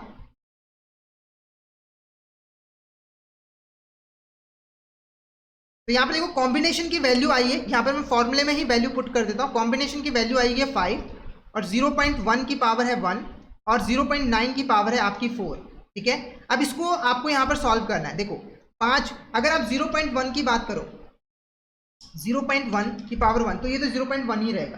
तो 5 0.1। अब आपको 0.9 की फोर्थ पावर निकालनी है, 0.9 इंटू 234, 0.9 इंटू 234, तो ये आपका 0.6561 जो है वो आ जाएगा, ठीक है। अब आपको इसको मल्टीप्लाई कर देना है, तो 5 को आपको 0.1 के साथ मल्टीप्लाई करना है, 0.5 आ जाएगा, 0.5 आ जाएगा। फिर उसको मल्टीप्लाई करना है 0.6561 के साथ, तो ये आपका 0.32805 जो है वो आ जाएगा, 0.32805 जो है वो आ जाएगा, ठीक है। तो यहाँ पर जो आपका आंसर रहेगा वो रहेगा ये वाला, यानी कि एग्जैक्टली 1 बल्ब डिफेक्टिव होने की जो प्रोबेबिलिटी है वो है आपका यहाँ पर 0.328। उसके बाद आपको फाइंड आउट करना है एग्जैक्टली 2 बल्ब यहाँ पर डिफेक्टिव हो। तो देखो क्वेश्चन सेम है, बस थोड़ा सा यहाँ पर डिफरेंस आएगा कि x की जो वैल्यू आ जाएगी यानी कि r की जो वैल्यू आ जाएगी वो आपके यहाँ पर 2 आ जाएगी। बाकी सारा क्वेश्चन आपका यहाँ पर सेम है। तो पहले अगर आप कॉम्बिनेशन को सॉल्व करो तो ये कितना आ जाएगा, n कितना है 5 फैक्टोरियल, वो तो सेम रहेगा, और x कितना है 2 factorial, n minus r 2 factorial, तो ये 5 फैक्टोरियल डिवाइडेड बाय आपका 2 फैक्टोरियल डिवाइडेड बाय आपका यहाँ पर 3 फैक्टोरियल जो है वो आ जाएगा, ठीक है। अब आपको इसको ओपन करना है, तो देखो 5 इंटू 4 इंटू 3 फैक्टोरियल, ठीक है, और ये आपका 2 फैक्टोरियल इंटू 3 फैक्टोरियल, 3 फैक्टोरियल को 3 फैक्टोरियल के साथ डिवाइड कर दो, ये बचा 5 इंटू 4, ये आपका 20 आ गया। 20 को 2 के साथ अगर आप डिवाइड करो तो ये आपका 10 आ जाएगा। देखो इसकी वैल्यू आई 20, ठीक है। अब इसको अगर आप 2 के साथ डिवाइड कर दो तो ये कितना हो जाएगा, ये आपका 10 आ जाएगा। तो यहाँ पर कॉम्बिनेशन की वैल्यू आपकी यहाँ पर 10 जो है वो आ गई है, कॉम्बिनेशन की वैल्यू 10 आ गई है, तो यहाँ पर मैं 10 लिख दूंगा। उसके बाद देखो P कितना है 0.1, इसकी पावर है 2 और Q की पावर अब रह जाएगी सिर्फ यहाँ पर 3, ठीक है। तो 0.9 की पावर आपकी 3, तो ये आपका 10 और 0.1 की पावर 2 आपको यहाँ पर निकालनी है, तो वो आपकी 0.01 जो है वो हो जाएगी, ठीक है। उसके बाद इसको आपको मल्टीप्लाई करना है 0.9 की थर्ड पावर के साथ 2 3, तो ये आपका 0.729 जो है वो आ जाएगा, ठीक है। अब आपको क्या करना है, इसको सिंपली मल्टीप्लाई करना है, तो 10 इंटू 0.01 इंटू 0.729, ये आपका हो जाएगा यहाँ पर 0.0729, ये आपकी होगी। इसको राउंड अप करके आप 0.073 भी जो है वो कर सकते हो, ठीक है। तो ये यहाँ पर प्रोबेबिलिटी एग्जैक्टली 2 बल्ब्स के डिफेक्टिव होने की। क्लियर है, कोई डाउट हो पूछ सकते हो। जल्दी से बताइए कि आपको ये वाला क्वेश्चन क्लियर है या फिर नहीं, जल्दी से बता दीजिए कि आपको ये वाला क्वेश्चन क्लियर है या फिर नहीं। नेक्स्ट क्वेश्चन देखो, x follows a binomial distribution with n 8 trials, probability of success is 0.3, find the probability of x minus 2 less than is equal to 1, ठीक है। तो इस तरह के क्वेश्चन को सॉल्व करने के लिए पहले आपको इस इक्वेशन को सॉल्व करना होगा, ठीक है। तो देखो सबसे पहले आपको क्या करना है, यहाँ पर एक बराबर का साइन डालना है, इस तरफ -1 लिखना है, इस तरफ +1 लिखना है, ठीक है। 2 को इधर ले आना है इस बराबर के इस साइड, तो ये यहाँ पर आकर प्लस में हो जाएगा, और उस साइड ले जाओगे तो वो वहाँ पर जाकर प्लस में हो जाएगा, ठीक है। तो सॉल्व करोगे तो ये आपका 1 आ जाएगा और यहाँ पर आपका यहाँ पर 3 आ जाएगा, ठीक है। तो यहाँ पर देखो जो वैल्यू आपकी निकल कर आएगी वो ये वाली आएगी, प्रोबेबिलिटी ऑफ 1 के इक्वल या फिर 1 से ग्रेटर और 3 से लेस देन या फिर 3 के इक्वल, ठीक है। यहाँ पर देखो x की वैल्यू क्या है, ये x नंबर ऑफ सक्सेस है, तो नंबर ऑफ सक्सेस जो है वो 1 से लेकर 3 तक होनी चाहिए, यानी कि कम से कम 1 और ज़्यादा से ज़्यादा आपका यहाँ पर जो है वो 3 है। तो अगर आपको इसकी प्रोबेबिलिटी निकालनी होगी ना, तो उसके लिए आपको पता क्या करना पड़ेगा, सबसे पहले आपको probability of x is equal to 1 निकालना होगा, यानी कि जब आपको जो x का नंबर है यानी कि सक्सेस का नंबर है 1, फिर सक्सेस 2, फिर सक्सेस 3, इन तीनों की प्रोबेबिलिटी निकालनी होगी, और इसको ऐड जब आप कर दोगे तो जो टोटल प्रोबेबिलिटी होगी तो आपकी प्रोबेबिलिटी आएगी probability of greater than and equal to 1 और लेस देन और इक्वल टू 3। ठीक है, तो आपको इन तीनों की प्रोबेबिलिटी जो है वो निकालनी होगी, फिर उनको ऐड करना होगा, फिर आपकी टोटल प्रोबेबिलिटी जो है वो निकल कर आएगी। तो देखो फॉर्मूला हमारा सेम है, जैसे हमने पिछले क्वेश्चन के अंदर प्रोबेबिलिटी जो है वो फाइंड आउट किया था, वही यहाँ पर हमें सॉल्व करना है। ठीक है, सबसे पहले आपको यहाँ पर probability of x is equal to 1 यहाँ पर जो है वो निकालना है, यानी कि जब आपको सक्सेस सिर्फ एक मिलेगी। ठीक है, एक बार मिलेगी, तो यहाँ पर ये वाला आपका जो है वो फॉर्मूला है, इसी फॉर्मूले से आपको यहाँ पर सॉल्व करना है। सबसे पहले यहाँ पर मैंने कॉम्बिनेशन ऑलरेडी यहाँ पर सॉल्व किया हुआ है। देखो कॉम्बिनेशन सॉल्व करना मैंने ऑलरेडी आपको बताया हुआ है, ये वाला जो था ना, ये ऑलरेडी मैंने आपको यहाँ पर बताया हुआ है, तो वो ऑलरेडी मैं सॉल्व करके लेकर आया हूँ 8। ठीक है, उसके बाद 0.3 ये आपका प्रोबेबिलिटी ऑफ सक्सेस है, उसकी पावर होगी 1, क्योंकि सक्सेस हमें 1 चाहिए, x की वैल्यू है यहाँ पर 1। ठीक है, उसके बाद जो आपका फेलियर है, फेलियर की प्रोबेबिलिटी क्या है 0.7, यानी कि Q कितना है आपका 0.7 और उसकी पावर होगी 7, क्योंकि n में से अगर 1 को माइनस करोगे तो वो 7 जो है वो आ जाएगा। तो यहाँ पर आपका आ जाएगा 8 0.3 और इसकी पावर मैंने जो है वो निकाल लिया 7 पावर, वो है 0.08235543, तो इसकी वैल्यू आपकी 0.1977 जो है वो आ जाएगी। ठीक है, तो ये प्रोबेबिलिटी है जब probability of x is equal to 1, तो probability of x is equal to 2, तो इसकी कॉम्बिनेशन की वैल्यू जो है वो 28 है। ठीक है, और 0.3 यानी कि p की जो पावर होगी 2 होगी, 0.7 इसकी पावर होगी 6, तो ये आपका 28.0.09.0.1167 ये वैल्यूज मैंने ऑलरेडी कैलकुलेट किए हुए थे, 0.296 जो है वो आ जाएगा। ठीक है, उसके बाद तीसरे की अगर प्रोबेबिलिटी ऑफ 3 आपका मतलब probability of x is equal to 3 है, तो वो 56 जो है वो आपका आ जाएगा। ठीक है, तो ये रहा आपका यहाँ पे 56, 0.3 की पावर 3 क्योंकि यहाँ पर नंबर ऑफ सक्सेस 3 है, और 0.7 की पावर 5 क्योंकि n-3 करोगे तो 5 आ जाएगा, तो 0.027 और 0.16807, तो ये 0.254 आ जाएगा। अब आपको इन सभी की प्रोबेबिलिटी निकालने के लिए, टोटल प्रोबेबिलिटी निकालने के लिए इन तीनों को ऐड करना होगा, तो आप तीनों की प्रोबेबिलिटी को जब ऐड करोगे तो ये प्रोबेबिलिटी निकल कर आएगी 0.748। 0.748 is a correct answer. Clear है आपको यहाँ तक? कोई डाउट हो पूछ सकते हो। एक और क्वेश्चन यहाँ पर देखते हैं, if the probability of basketball player making free throw is 0.75, she attempt 6 shot, what is the probability that she makes a basket at least 4 times. तो सबसे पहले देखो, एक यहाँ पर बास्केटबॉल प्लेयर है और उसके ना बास्केट में बॉल डालने की जो प्रोबेबिलिटी है वो है 0.75, यानी कि ये आपका नंबर ऑफ ये आपकी प्रोबेबिलिटी ऑफ सक्सेस है। ठीक है, P इज इक्वल टू आपका 0.75 है। ओके, तो आपको यहाँ पर निकालना है कि अगर जो लड़की है वो 6 अटेम्प्ट करती है तो एटलीस्ट 6 में से 4 बार वो बास्केट करे, यानी कि 4 बॉल वो बास्केट में जो है वो डाल दे। ठीक है, तो आपको यहाँ पर देखो probability of S is equal to 4, यानी कि जब यहाँ पर सक्सेस 4 बार मिलेगी। ठीक है, उसके बाद प्रोबेबिलिटी ऑफ x5 निकालना होगा, प्रोबेबिलिटी ऑफ x6 भी निकालना होगा। अब आप कहोगे सर ये प्रोबेबिलिटी ऑफ 5 और 6 क्यों निकालना है? देखो हमने बोला है एटलीस्ट कम से कम 4 सक्सेस मिलनी चाहिए, यानी कि 4 बार बास्केट में बॉल जानी चाहिए। ठीक है, ज्यादा जितना मर्जी हो सकता है, मतलब कम से कम 4 होनी चाहिए, पर अगर हम बात करें 5 भी हो सकता है, 6 भी हो सकता है और 7 भी हो सकता है, 8 भी हो सकता है। ठीक है, पर कम से कम आपका 4 जो है वो होना चाहिए, इसीलिए हमें 4, 5 और 6 इन तीनों की यहाँ पर प्रोबेबिलिटी जो है वो कैलकुलेट करनी होगी। एटलीस्ट 4 का मतलब है कम से कम 4 होना, ज्यादा से ज्यादा उसमें कितना भी हो सकता है। ठीक है, तो देखो जैसे हमने पिछला क्वेश्चन सॉल्व किया था वैसे आपको इस क्वेश्चन को भी सॉल्व करना है। ठीक है, तो यहाँ पे देखो Px इज इक्वल टू क्या है, ग्रेटर देन और इक्वल टू 4, यानी कि हमें इन तीनों की प्रोबेबिलिटी फाइंड आउट करनी है, फिर उसको ऐड करके टोटल प्रोबेबिलिटी जो है वो निकालनी है, फिर वो जो प्रोबेबिलिटी होगी वो आपकी एग्जैक्टली 4 बास्केट होने नहीं एटलीस्ट 4 बास्केट होने की प्रोबेबिलिटी जो है वो रहेगी। ठीक है, तो ये कैलकुलेट करना मैंने ऑलरेडी आपको सिखाया हुआ है, ये मैंने कैलकुलेट आपको ऑलरेडी करना सिखाया हुआ है। तो अगर आप x की बात करो तो x इज इक्वल टू आपका यहाँ पर है 4। ठीक है, तो कॉम्बिनेशन यहाँ पर n कितना है आपका 6 और यहाँ पर आ जाएगा 4। ठीक है, तो कॉम्बिनेशन ऑलरेडी मैंने यहाँ पर निकाला हुआ है, वो है 15, n फैक्टोरियल वगैरह यूज करके मैंने ऑलरेडी निकाला हुआ है।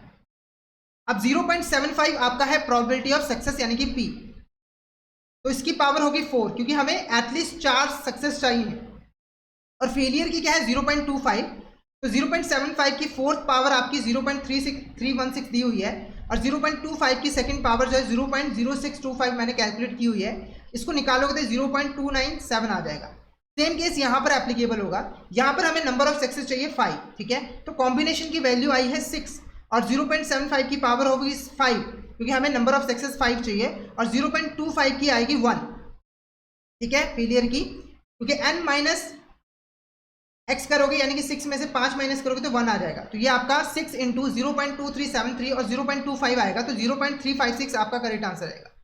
उसके बाद p इजिकल टू x माइनस x इजिकल टू 6, ठीक है, तो यहाँ पर देखो इसका कॉम्बिनेशन की वैल्यू है 1 और 0.56 की पावर है 6, ठीक है, और फेलियर की तो 0 है, फेलियर की तो 0 है, तो यहाँ पर आपका जो आंसर आएगा वो आएगा 0.178, 0.178 जो है वो आ जाएगा। और इन तीनों को अगर आप ऐड करो तो 0.831 जो है वो आपका आ जाएगा, 0.831 जो है वो आपका आ जाएगा। तो ये बेसिकली प्रोबेबिलिटी है एटलीस्ट 4 बास्केट्स होने की, यानी कि कम से कम 4 बास्केट जो है वो होंगी। क्लियर है? कोई डाउट हो पूछ सकते हो, जल्दी से बताइए आपको यहाँ तक क्लियर है या फिर नहीं। All is clear? अब देखो यहाँ पर थोड़ी सी आपको दिक्कत आ सकती है कॉम्बिनेशन को सॉल्व करने के लिए। देखो कॉम्बिनेशन आपका आ गया 6 फैक्टोरियल डिवाइडेड बाय x भी आपका 6 फैक्टोरियल है, और यहाँ पर आपका जो n माइनस आर 0 फैक्टोरियल है, ठीक है, तो 6 फैक्टोरियल डिवाइडेड बाय आपका 6 फैक्टोरियल आएगा, क्योंकि 0 फैक्टोरियल की वैल्यू हमेशा 1 होती है, ठीक है, तो 6 ये आपका 1 आ जाएगा। ओके, उसके बाद आपका जो फेलियर है 0.25, उसकी पावर आएगी 0, और जब किसी की पावर 0 आती है तो उसकी वैल्यू 1 आती है, इसीलिए यहाँ पर मैंने लिखा नहीं, पर आप लिख सकते हो 1 इंटू 0.178 इंटू आपका 1, क्योंकि 0.25 की पावर 0 थी तो उसकी वैल्यू 1 जो है वो आ जाएगी। तो आप इन तीनों को ऐड करोगे तो 0.831 आपका करेक्ट आंसर जो है वो रहेगा। नेक्स्ट क्वेश्चन देखो, a fair coin is tossed 10 times, let x be the number of heads obtain for this binomial distribution with n is equal to 10, p is equal to 0.5, calculate mean, variance, measure of skewness and measure of kurtosis. तो हमें ये 4 चीज़ें जो है वो निकालनी है। सबसे पहले बात करेंगे मीन को। मीन को कैसे निकाला जाता है, तो इसका फॉर्मूला होता है n इंटू पी। तो n है आपका 10, p है 0.5, मल्टीप्लाई करो तो ये आपका 5 आ जाएगा, तो 5 आपका यहाँ पर की होगा मीन होगा। उसके बाद बात करेंगे वेरिएंस। वेरिएंस को निकालने का फॉर्मूला है np 1 माइनस पी। तो n कितना है आपका 10, p है आपका 0.5, 1 माइनस पी 0.5, तो ये आ जाएगा आपका 10, 0.5, 0.5। तो 10 को आपको 0.5 इंटू 0.5 जो है वो करना है, तो ये आपका 2.5 जो है वो आ जाएगा। तो 2.5 आपका क्या है, ये आपका वेरिएंस है। उसके बाद बात करेंगे यहाँ पर स्क्यूनेस की। वो कैसे निकलता है, 1 माइनस 2p की स्क्वायर डिवाइडेड बाय npq, ठीक है, तो 1 माइनस 2p 0.5 और स्क्वायर डिवाइडेड बाय n कितना है n कितना है 10, p कितना है 0.5 और q कितना है वो भी 0.5 है, ठीक है, क्योंकि q कैसे निकलता है 1 माइनस p। तो 1 माइनस, सबसे पहले 2 को आपको मल्टीप्लाई करना है 0.5 के साथ। 0.5 के साथ अगर आप 2 को मल्टीप्लाई करते हो 0.5 इंटू 2 तो ये आपका 1 आ जाएगा। 1 माइनस 1 का स्क्वायर डिवाइडेड बाय ये आपका 2.5, ठीक है। तो देखो 1 माइनस 1 0 का स्क्वायर डिवाइडेड बाय 0.5, तो 0 का स्क्वायर 0 डिवाइडेड बाय 2.5, तो ये आपका 0 आ जाएगा, यानी कि जो मेजर ऑफ सिक्योरनेस है वो 0 है। मेजर ऑफ कुर्टोसिस कैसे निकलता है, तो वो ये वाला फॉर्मूला है 3 plus 1 minus 6pq divided by npq, ठीक है।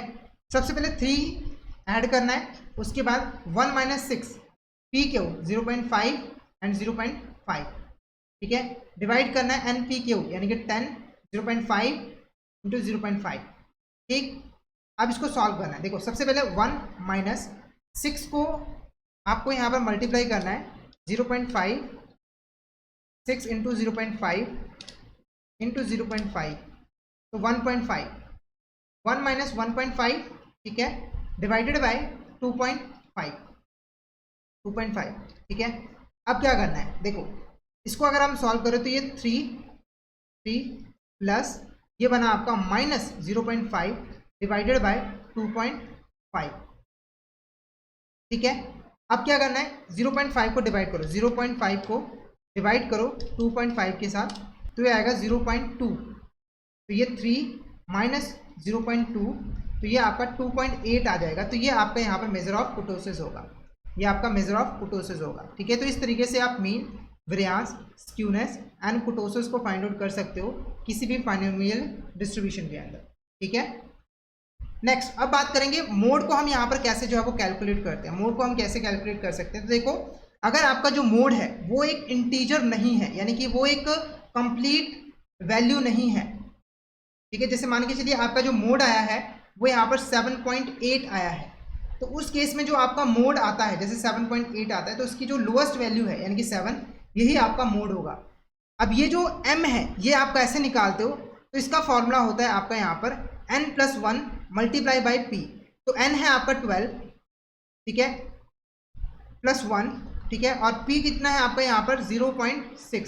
ठीक है, तो आपको 13 को मल्टीप्लाई करना है 0.6 के साथ, तो ये आपका 7.8 जो है वो आ जाएगा, 7.8। तो 7 आपका यहाँ पर मोड होगा। अगर आपकी वैल्यू इंटीजर है, एक इंटीजर है कंप्लीट वैल्यू, जैसे यहाँ पर मोड 5 आया, तो उस केस में देखो जो आपका मोड होगा वो 2 होंगे, 2 मोड आपके यहाँ पर रहेंगे। सबसे पहला मोड आप निकालोगे n+1 p। ठीक है, तो n है आपका 9 + 1 10, 0.5, तो ये आपका 5 आ जाएगा। तो एक तो मोड आपका 5 आ गया। उसके बाद जो आपका यहाँ पर n है, ठीक है, यहाँ पर जो n है n+1 p, इसमें से 1 को आपको माइनस करना है, तो यहाँ पर n+1 p की पावर n+1 को मल्टीप्लाई करोगे p के साथ, तो उसकी वैल्यू होगी 5, 5 में से 1 माइनस करोगे तो 4। तो आपके यहाँ पर 2 मोड होंगे, एक 4 मोड होगा, एक 5 मोड होगा।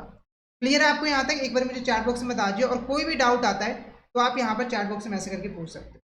जल्दी से बता दीजिए कि आपको बाइनोमियल डिस्ट्रीब्यूशन क्लियर हो गई है या फिर नहीं हुई, जल्दी से बताइए। नेक्स्ट टॉपिक है हमारा यहाँ पर पॉइजन डिस्ट्रीब्यूशन। ठीक है, देखो पॉइजन डिस्ट्रीब्यूशन का यूज तब किया जाता है अगर सक्सेस मिलने के जो चांसेस हैं वो बहुत ज़्यादा कम है। जैसे एग्जांपल के लिए एक XYZ कंपनी है, वो यहाँ पर बल्ब बनाती है, वो जानना चाहती है कि हर 1000 बल्ब में से कितने बल्ब जो है वो डिफेक्टिव है। ठीक है, तो देखो बल्ब के डिफेक्टिव होना, बल्ब का डिफेक्टिव होना ये सक्सेस है। ठीक है, और आप सभी को पता है कि अगर कंपनी बल्ब बना रही है तो वो सही तरीके से बना रही होगी, तो बल्ब के डिफेक्टिव होने के चांसेस बहुत ज़्यादा कम है, यानी कि सक्सेस के चांसेस यहाँ पर बहुत ज़्यादा कम है। तो यहाँ पर हम पॉइजन डिस्ट्रीब्यूशन का यूज़ जो है वो कहेंगे। इसीलिए कई बार पॉइजन डिस्ट्रीब्यूशन को डिस्ट्रीब्यूशन ऑफ रेयर इवेंट्स भी जो है वो बोला जाता है। ठीक है, तो पॉइजन डिस्ट्रीब्यूशन जो है वो एक तरीका है जिसकी हेल्प से हम सर्टेन नंबर ऑफ इवेंट्स की प्रोबेबिलिटी को फाइंड कर सकते हैं एक फिक्स टाइम पीरियड के अंदर।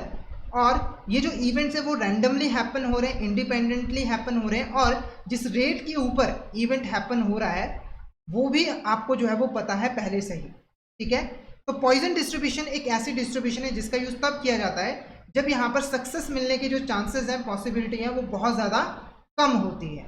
ठीक है, पॉइजन डिस्ट्रीब्यूशन के अंदर प्रोबेबिलिटी को कैसे निकाला जाता है, तो देखो probability of x is equal to e की पावर माइनस लैम्डा, लैम्डा की power x divided by x factorial, जहाँ पर ये जो लैम्डा है वो एवरेज रेट ऑफ इवेंट्स है, जो इवेंट्स हो रही है उसका एवरेज रेट है, और e की पावर तो आपको क्वेश्चन के अंदर दी होती है यूरल नंबर, और x फैक्टोरियल x का फैक्टोरियल। ठीक है, तो मान के चलिए यहाँ पर नंबर ऑफ कस्टमर जो कॉफ़ी शॉप में आते हैं पर आवर, वो पॉइजन डिस्ट्रीब्यूशन को फॉलो करें, जहाँ पर लैम्डा है 4। आपको mean, variance, measure of skewness, measure of kurtosis निकालना है। तो देखो सबसे पहले ये जो लैम्डा होता है ये आपका एवरेज होता है, तो ये मीन है, यानी कि यहाँ पर जो आपका मीन होगा वो 4 होगा। उसके बाद आपका जो मीन होता है पॉइजन डिस्ट्रीब्यूशन का वही आपका वेरिएंस भी होता है, इसीलिए वेरिएंस इज इक्वल टू भी आपका 4 ही होगा। उसके बाद मेजर ऑफ सिक्योरनेस की बात करें तो सिक्योरनेस कैसे निकाला जाता है, 1 डिवाइडेड बाय लैम्डा, तो 1 डिवाइडेड बाय 4, तो ये आपका 0.25 आ जाएगा। कुर्टोसिस कैसे निकाला जाता है, तो 3 + 1 डिवाइडेड बाय लैम्डा, तो 3 + 1 डिवाइडेड बाय 4 यानी कि 3 + 0.25, तो ये 3.25 जो है वो आ जाएगा। ठीक है, तो इस तरीके से आप mean, variance, measure of skewness and measure of kurtosis निकाल सकते हो पॉइजन डिस्ट्रीब्यूशन के अंदर।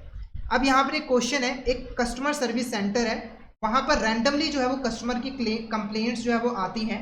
कंप्लेंट्स आने का जो एवरेज रेट है वो 2 कंप्लेंट्स पर आवर है, और यहाँ पर जो ई की वैल्यू है वो है 0.1353। ठीक है, आपको यहाँ पर प्रोबेबिलिटी फाइंड आउट करने की एग्जैक्टली 3 कंप्लेंट्स आए 1 घंटे के अंदर, इसकी प्रोबेबिलिटी फाइंड आउट करो, और उसके बाद एटलीस्ट 1 कंप्लेंट आने की भी प्रोबेबिलिटी आपको फाइंड आउट करनी है। सबसे पहले देखो लैम्डा क्या है 2, क्योंकि एवरेज रेट कितना है यहाँ पर आपका 2। आपको एग्जैक्टली 3 कंप्लेंट्स आने की प्रोबेबिलिटी फाइंड आउट करनी है, यानी कि नंबर ऑफ सक्सेस है आपका यहाँ पर 3, यानी कि x की वैल्यू आपकी यहाँ पर कितनी है 3। ठीक है, तो यहाँ पर देखो लैम्डा e की पावर माइनस लैम्डा, तो e की पावर माइनस लैम्डा यहाँ पर दी हुई है। जब लैम्डा आपका 2 होगा माइनस लैम्डा, तो वो दी हुई है 0.1353, तो यहाँ पर मैंने 0.1353 लिख दिया है। उसके बाद देखो आपका नंबर ऑफ आपका जो लैम्डा है, यहाँ पर देखो लैम्डा है वो 2 है, और सक्सेस कितनी है 3 है, 2 की पावर 3 तो वो 8 आ गया है, उसके डिवाइडेड बाय 6। तो आप इसको अगर आप मल्टीप्लाई करोगे 0.1353 को 8 के साथ, तो ये 1.0824 आ जाएगा, डिवाइडेड बाय 6 तो ये 0.1804 जो है वो आ जाएगा। अब आपको एटलीस्ट 1 कंप्लेंट की प्रोबेबिलिटी फाइंड आउट करनी है। देखो एटलीस्ट का मतलब है कम से कम एक कंप्लेंट आनी चाहिए, ज़्यादा से ज़्यादा कितनी मर्जी आ सकती है, 100 आ सकती है, 1000 कंप्लेंट भी आ सकती है 1 घंटे के अंदर, पर कम से कम एक कंप्लेंट आनी चाहिए। तो देखो उस केस में हमें क्या करना होगा, एटलीस्ट 1 कंप्लेंट आने की संभावना को कैलकुलेट करने के लिए, तो आपको 0 कंप्लेंट आने की जो पॉसिबिलिटी है उसको 1 में से माइनस करना होगा। 0 कंप्लेंट आने की जो प्रोबेबिलिटी है वो कैसे निकलेगी, तो e-2 वो है 0.1353, 2 की पावर 0, और किसी की पावर अगर 0 होती है तो उसकी वैल्यू आपकी यहाँ पर होती है 1। ठीक है, किसी की पावर अगर 0 होती है तो उसकी वैल्यू होती है 1, तो मैंने 1 लिख दिया। 0 फैक्टोरियल, यहाँ पर x फैक्टोरियल है तो 0 फैक्टोरियल है। ठीक है, यहाँ पर देखो 3 फैक्टोरियल था तो 3 इंटू 2 डिवाइड करके मल्टीप्लाई करके आपका 6 जो है वो आया था। तो यहाँ पर तो 0 फैक्टोरियल है तो उसकी वैल्यू हमेशा 1 ही रहती है। ठीक है, तो यहाँ पर देखो अगर आप 0.1353 को मल्टीप्लाई करते हो 1 के साथ, तो ये आपकी वैल्यू आएगी,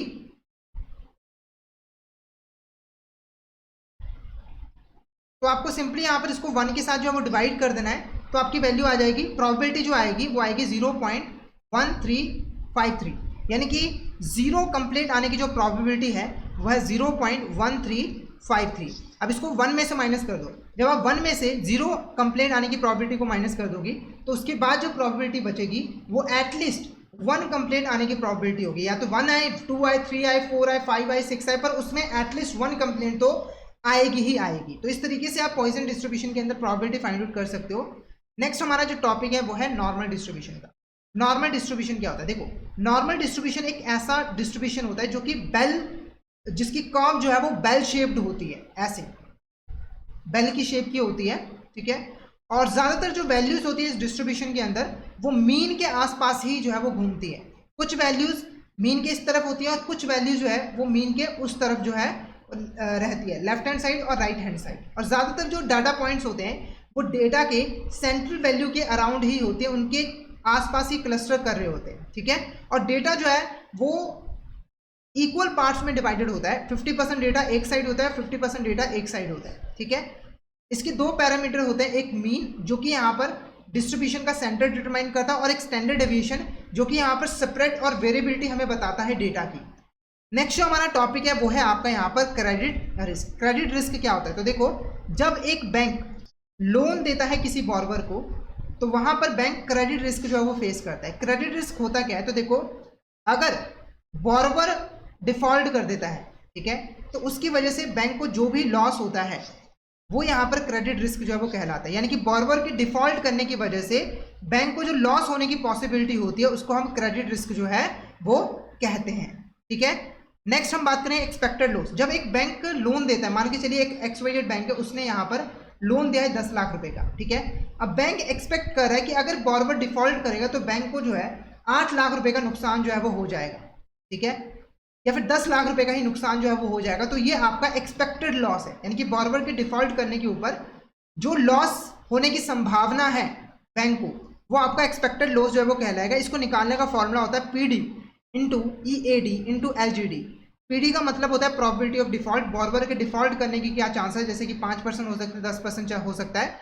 उसके बाद एक्सपोजर एट डिफॉल्ट, तो जब यहाँ पर बॉर्वर ने डिफॉल्ट किया है तो बैंक का एक्सपोजर कितना था, जैसे अगर 10 लाख का लोन दिया था, बॉर्वर ने 2 लाख रुपए रिपे कर दिए हैं, अब डिफॉल्ट किया है, तो यहाँ पर एक्सपोजर कितना होगा, एक्सपोजर एट डिफॉल्ट तो 8 लाख रुपए का होगा। लॉस गिवन डिफॉल्ट, तो कितना एक्सपोजर का कितना प्रपोर्शन जो है वो डूब जाएगा अगर डिफॉल्ट यहाँ पर अकर होगा, यानी कि 8 लाख में से कितने रुपए का यहाँ पर बैंक को लॉस होगा अगर यहाँ पर जो है वो डिफॉल्ट हो जाता है।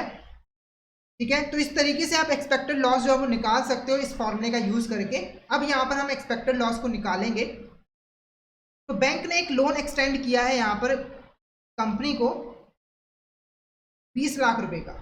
प्रोबेबिलिटी ऑफ डिफॉल्ट जो है वो है आपका यहाँ पर 5%, और जो लॉस गिवन डिफॉल्ट है वो 40% है। तो आपको एक्सपेक्टेड लॉस जो है वो निकालना है। सबसे पहले देखो यहाँ पर जो प्रोबेबिलिटी ऑफ डिफॉल्ट है वो है आपका यहाँ पर 5% का।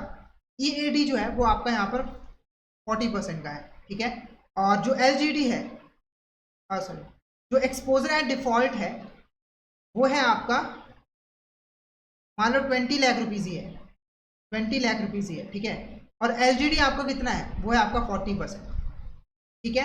तो या तो आप परसेंटेज में लिख लीजिए और बाद में परसेंट निकाल लीजिए, या फिर आप सीधी वैल्यू भी लिख सकते हो। तो मैं सीधी वैल्यू लिख देता हूँ। तो देखो 5% का मैं 0.05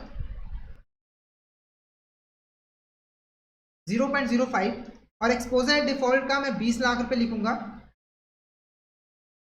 और लॉस गिवन डिफॉल्ट है 40%, तो 0.40 लिखूंगा। अब आपको इसको आपस में मल्टीप्लाई कर देना है। तो ये देखो 0.05 इंटू 20 लाख इंटू आपका 0.40, तो ये आपका 40,000 आ जाएगा। तो ये आपका जो आपका यहाँ पर एक्सपेक्टेड लॉस है वो है 40,000, यानी कि आपको 40,000 का लॉस यहाँ पर हो सकता है अगर यहाँ पर बॉर्वर जो है वो डिफॉल्ट करता है। तो नेक्स्ट जो हमारा टॉपिक है वो है value at risk. Value at risk क्या होता है? देखो, जब आप कोई इन्वेस्टमेंट करते हो तो उस इन्वेस्टमेंट के ऊपर आपको मैक्सिमम जो लॉस होने की संभावना होती है उसको हम यहाँ पर वैल्यू एट रिस्क कहते हैं। जैसे आपने 10 लाख की इन्वेस्टमेंट की है और मैक्सिमम आपको यहाँ पर 10 लाख रुपए का ही लॉस जो है वो हो सकता है, तो ये 10 लाख रुपए जो है वो वैल्यू एट रिस्क जो है वो कहलाएगा। जैसे यहाँ पर एक इन्वेस्टमेंट पोर्टफोलियो है जिसकी वर्थ है 5 लाख रुपए, और डेली रिटर्न जो है नॉर्मल डिस्ट्रीब्यूशन ऑफ मीन है वो है 0.1%, स्टैंडर्ड डिविएशन है 1.5%, और वन डे का 99% वैल्यू एट रिस्क आपको कैलकुलेट करना है। 99% का मतलब है कि 99% आपको कॉन्फिडेंस है कि लॉस इससे ज़्यादा नहीं होगा, ठीक है। तो कॉन्फिडेंसेबल लेवल जो है 99%, उसका जो जेड स्कोर है वो है 2.326। ये आपको स्टैंडर्ड नॉर्मल डिस्ट्रीब्यूशन टेबल से मिल जाएगा। तो वैल्यू एट रिस्क को आप कैसे निकालोगे? Portfolio value into Z score into standard deviation minus mean, ठीक है। तो यहाँ पर हम जो वैल्यू पुट करते हैं तो ये आपका 5 लाख, ठीक है, इंटू आपका जेड स्कोर कितना है 2.326 इंटू स्टैंडर्ड डिविएशन आपका 1.5 माइनस करना है मीन जो कि 0.1। तो आपको सबसे पहले 2.36326 को मल्टीप्लाई करना है 1.5 के साथ, और उसमें से माइनस कर देना है 1 को, 0.1 माइनस करोगे तो ये 3.389 जो है वो आ जाएगा। ये परसेंटेज में है, तो आपको 5 लाख का परसेंटेज निकालना है। 5 लाख का 3.389% आप निकालो, 5 लाख इंटू 3.389 डिवाइडेड बाय 100, तो ये आपका 16,945 आ जाएगा। तो ऑप्शन बी आपका करेक्ट आंसर है। तो ये आपका वैल्यू एट रिस्क है। इस तरीके से आप वैल्यू एट रिस्क जो है वो निकाल सकते हो। तो आज का सेशन हमारा यहीं पे कंप्लीट होता है। तो आई होप आज का टॉपिक आपको अच्छे तरीके से क्लियर हो गया हो। कोई डाउट आता है तो आप पूछ सकते हो। क्लियर हो गया है तो एक बार ज़रूर बता दीजिएगा कि आपको यहाँ तक क्लियर जो है वो हो गया।